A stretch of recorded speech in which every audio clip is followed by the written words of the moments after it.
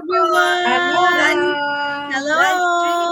Naimbag nga aldaw yung malem yung apo nga dingdingeg.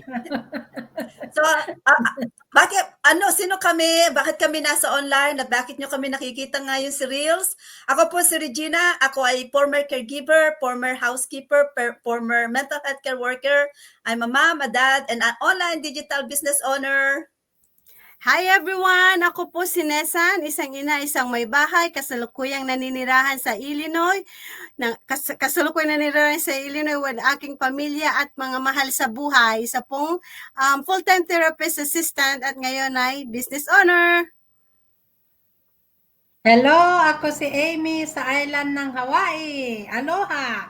Ako ay isang healthcare worker na naninirahan dito ng almost 30 plus years na.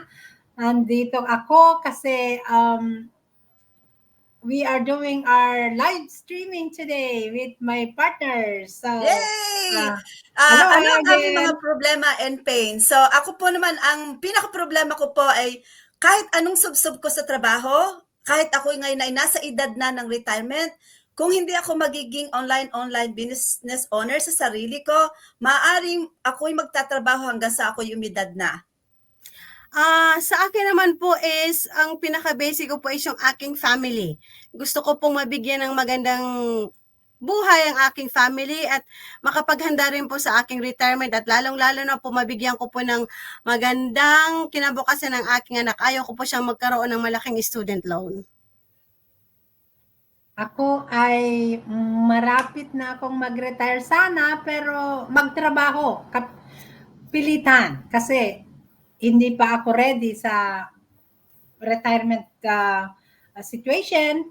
Kaya nandito ako na mag-online para makasuplemento yung pag-retire ko. Yay! So ano po ang aming solution sa aming mga problema ay an online digital business. Dito po namin natagpuan ang aming possibility na magkaroon ng kasagutan ng aming mga problema sa aming buhay. Yung sinasabi na business opportunity sa English, tignan ninyo anong ino-offer namin, baka ito ang solution para sa iyong mga problema also. Yeah.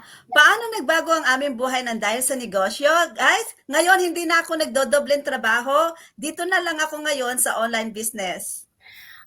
Sa parte ko naman, I still work full-time and I have my part-time, pero the best thing is I became more positive-minded with everything that's happening around me po. Ako ay still nagtatrabaho na part-time sa nursing career ko.